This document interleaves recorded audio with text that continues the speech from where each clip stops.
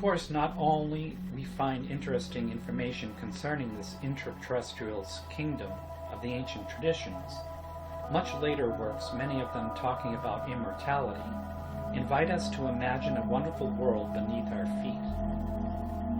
Who has not read the fabulous book, Journey to the Center of the Earth?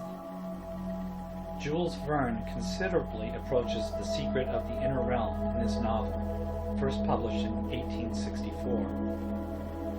It is noteworthy that the visionary French writer would not let the arguments of his book at random.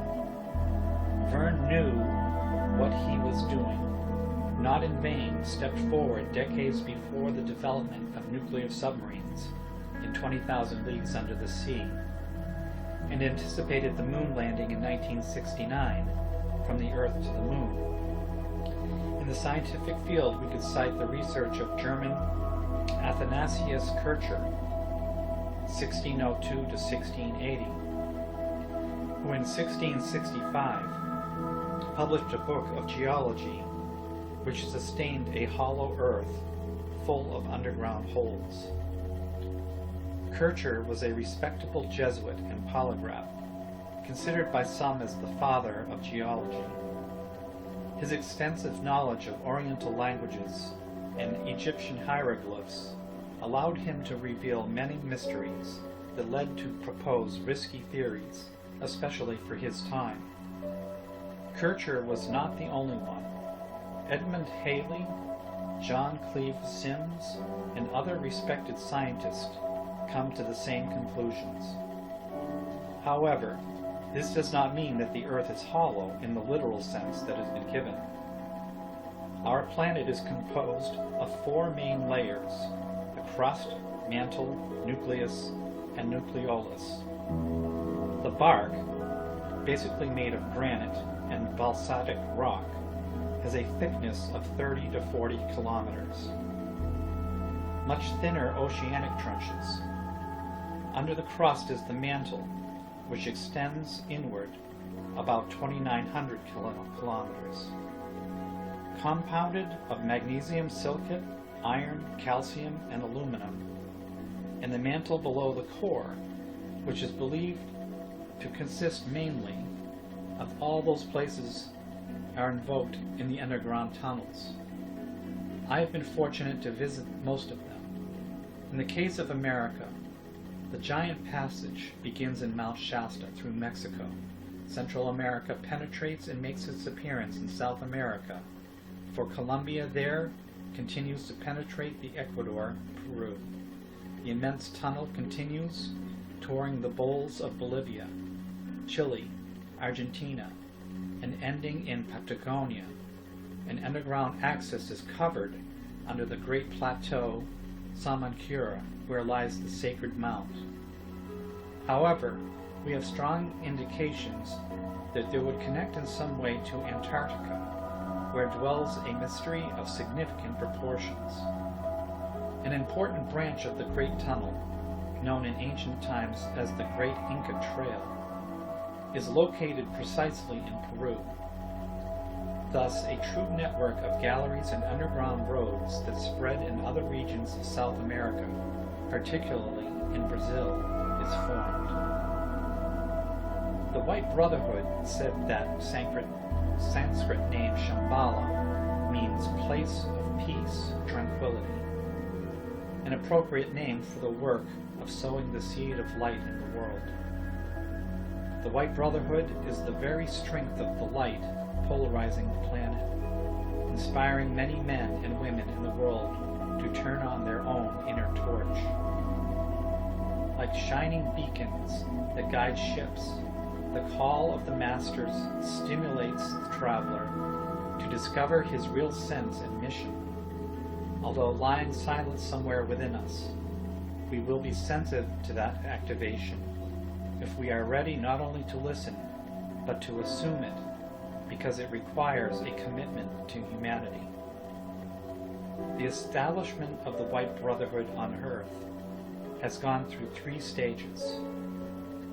The star stage involves the foundation of Shambhala in the Gobi Desert, called the White Island, as part of a sacred mission as regards the protection of human history and its spiritual destiny in concert with other worlds. The mestizo stage are survivors of lost kingdoms like Atlantis of Plato, would have constituted the second generation of teachers, called mestizos, for being the result of the union of cosmic and human races thousands of years ago. After the destruction of Atlantis, catastrophe remembered in the legends of many people as the universal flood, those notes took refuge with the files of their advanced civilization, which failed to reconcile technology with the science of the spirit, generating its own destruction, also unleashed on the entire planet a nuclear winter due to cosmic accident that precipitated, as discussed below, the impact of the 2 moons on Earth. For this reason, the survivors who stayed in the light by observing the inevitable decline of their culture chose the hollows of the earth to protect and to safeguard the annals of ancient prehistoric civilizations. The third human stage are those who have been able to hear the call of the White Brotherhood, have begun to become messengers or emissaries of light. Today, humanity is called to join the magnum work and modify the planetary future based on the most powerful force in the universe, love. The White Brotherhood is active, initiating with their message those who are ready. The trails leading to their inner sanctuaries are varied and subtle. However, before the eyes of the Spirit, it is a clearly defined way that can only be traveled by a brave soul who is not afraid to conquer himself. There are 3 types of retreats of the White Brotherhood. The first, inner retreats, pointing to the underground dwelling of the Masters. Here we should mention that most of the intraterrestrial beings do not possess a dense body. They already left their material envelope. Therefore, there are both interior physical retreats and subtle ones. Generally, the access to physical retreats is complicated because they are strategically inaccessible places. Subtle retreats basically can be connected through the meditation and projection of the astral body. Immediate retreats are hidden monasteries on the surface, as the ancient Brotherhood of the 7 Rays in the Andes of Peru. For example, we know that north of Cusco, Marcahuasan, east and north of Puno, are enclave for these secret communities. Parts of them are human, who voluntarily departed the world to train in what is called schools of eternal wisdom. They are in connection with intraterrestrial masters and often act as emissaries. And the third type, external retreats. Those humans who live in the modern world but are aware of this reality which joins them to the sanctuaries of the White Brotherhood, act as infiltrators in society to create change from within. Students of light, candidates of the first truth, also form external retreats.